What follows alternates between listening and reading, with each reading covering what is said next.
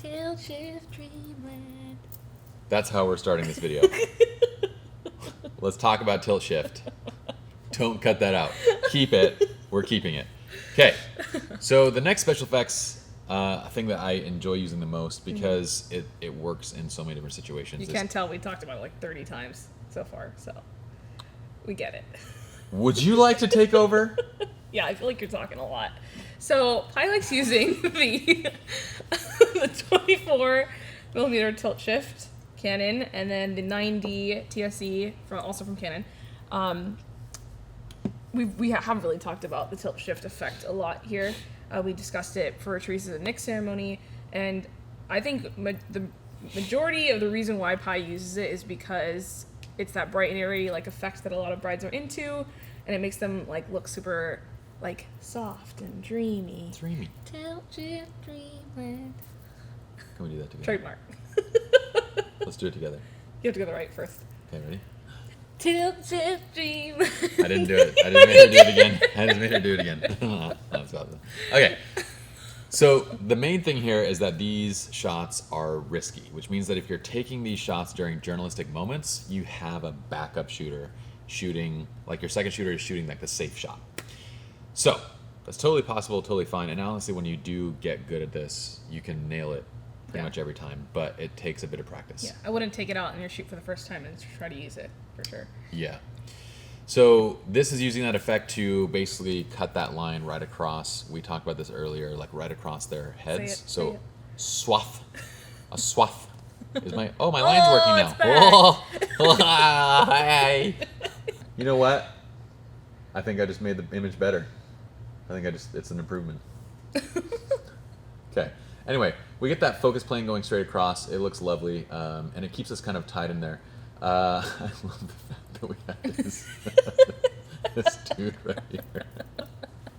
It's like, almost. It's like someone just put a mannequin right behind that. Anyway, nice little effect. Here is a fun image at the Lange Home in Pasadena. Similar effect, cutting that line right through their heads, and everything blurs out top and bottom, which has a really cool artistic effect on the building itself. And you can probably guarantee that the hotel has never seen anything like this. So when they see you do it, they're going to be like, oh my gosh, our hotel looks like this artistic piece that nobody's ever shown us before. Yeah. It makes you stand out immediately. Now here I did a set of these images. So this is on the 24 tilt shift. I had my second shooter shooting the lead angle. This is 1/500th f3.5 and ISO 100. When they're doing the recessional, I did the same thing, pulling down the aisle and doing the recessional with this. And super risky. yeah, so like journalistic moments like this, you need to be well practiced at it. Like if you took your tilt shift out for the first time and you did this for the first time on your shoot, it's extremely risky. Mm-hmm. But I've done this a lot, so I can nail it most every time and get a shot that's gonna like this entire sequence is almost focused. Mm-hmm.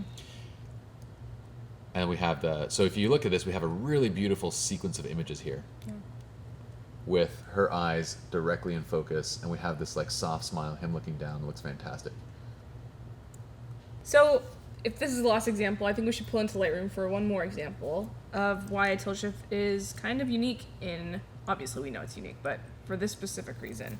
So, we see here that you have multiple planes in focus, and one of them is their sign that's at the front of the aisle, and the other is them exchanging fouls. Yes. So the way that this is done is this is on the 9mm tilt shift. It's a full tilt. So again, the way that works is you're basically taking the focal plane, which is normally top down, right? And if you guys are watching it this way, so normally you just, anything that's in front or behind of this is going to be blurred out. Mm-hmm. But with the tilt shift, you bend that focal plane to like this. So now what's happening is we're bending it so that basically the sign that's below the couple and the couple themselves, which is above in the frame, is sharp in this shot, and everything else above and below gets blurred out. So we bend it, and then we get the focus. And so this is, honestly, this is what a tilt shift was created for, was for architecture, so you can bend these planes and get every single thing sharp. But when you shoot it wide open like this, at 3.5 or 2.8 or whatever it is, I think this one is, we can actually look and see on the information. Do you want to do tilt shift dreamland again? 4. This is f4. 1/500 f4 and ISO 100. And you end up with this shot, and it looks really cool in black and white because it like really makes the sign pop. and then you see the couple completely sharp behind them. Another fun way of using tilt shift in a different way. Yeah. That's it. No sound that time? Tilt shift dreamland. Tilt shift. You can't stop. Next video. You always like take away all my fun. You're like the destroyer of fun. Destroyer of fun. Now you know how I feel. You're the DOF, dude, which also stands for depth of field. That works very well. You are the DOF of my life. Thank you.